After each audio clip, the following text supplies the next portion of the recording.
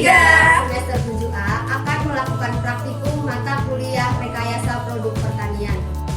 Kami kelompok 3 pada kesempatan kali ini ingin praktek tentang pembanyakan jamur tempe menggunakan daun jati atau daun waru. Baik, sebelum kita melakukan praktikum, saya akan menjelaskan mengenai laru dan usar.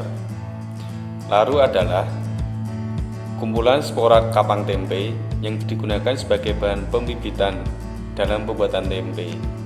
Laru mengandung spora-spora kapang yang pada pertumbuhannya menghasilkan enzim yang dapat mengurai substrat yang lebih kecil, lebih mudah larut, serta menghasilkan flavor dan aroma yang khas. Laru tempe mengandung paling sedikit 3 jenis spesies kapang, yaitu Rhizopus oligosporus, Rhizopus oryzae, dan Rhizopus stolonifer. Dan yang berperan utama dalam tempe adalah kapang Rhizopus oligosporus.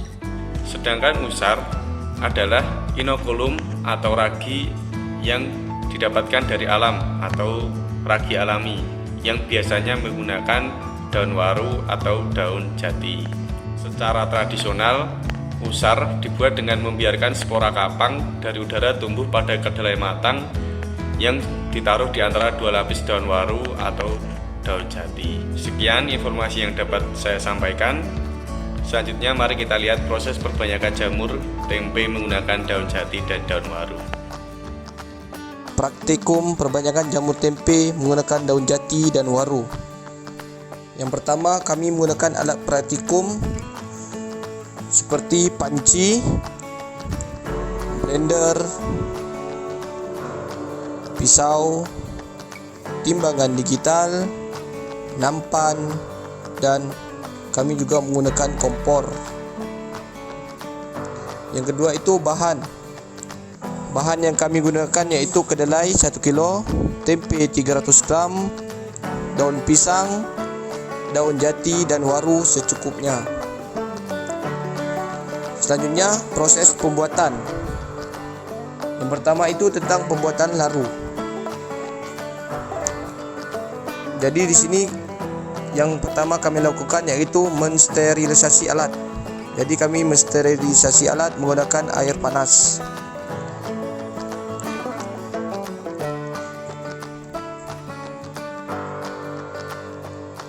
Yang kedua, tempe yang telah ditimbang dipotong kecil-kecil menggunakan pisau tadi. Setelah dipotong kecil-kecil, letakkan pada nampan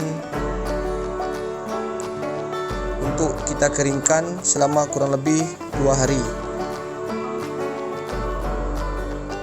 Setelah 2 hari, inilah penampakan tempenya. Tempe-tempe tampaknya sudah mengering dan siap untuk kita blender. Jadi tempe-tempe yang sudah kering tadi kita blender. Kita blender halus-halus ya kawan-kawan. Selanjutnya yaitu pembuatan usar. Jadi dalam pembuatan usar ini, kedelai kita rendam kurang lebih selama 6 jam.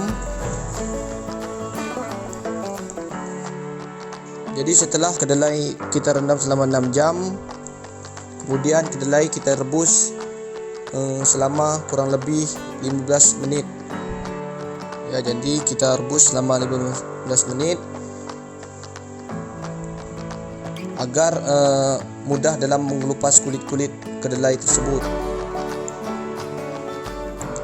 Setelah kedelai tersebut direbus selama 15 menit, kupas kulit dan direndam lagi selama 2 jam. Setelah kita tunggu selama 2 jam, kedelai tersebut kita rebus lagi selama 10 menit. Selanjutnya kedelai yang telah direbus lagi selama 10 menit kita tiriskan, ditampah dan diangin-anginkan.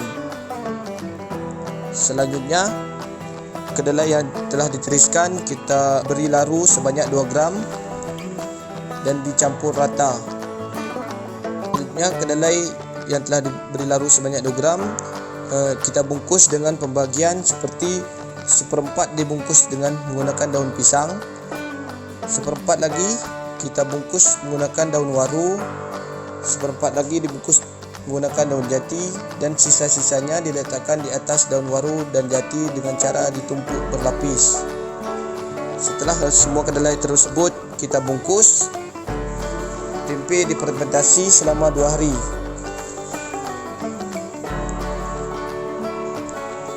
Inilah penampakan tempe yang telah kita fermentasi selama 2 hari.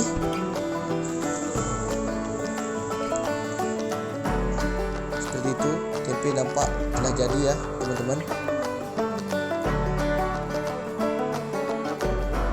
Tempe-tempe yang telah jadi tersebut siap kita gunakan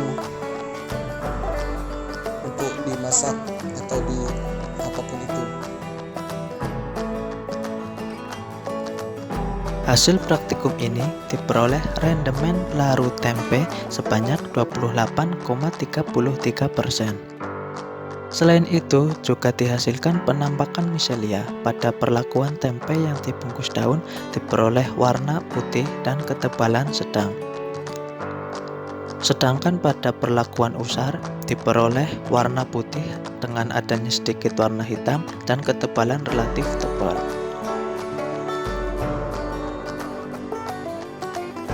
Kesimpulannya yaitu terjadi penyusutan berat laru dari berat awal tempe yang digunakan karena dampak proses pengeringan. Selain itu terdapat perbedaan ketebalan miselia antara kedelai yang dibungkus daun dan usar karena dipengaruhi oleh luas dan tempat pertumbuhan yang tersedia. Mungkin itu saja praktikum dari kami. Semoga bermanfaat untuk kita semua. Saya akhiri. Wassalamualaikum warahmatullahi wabarakatuh.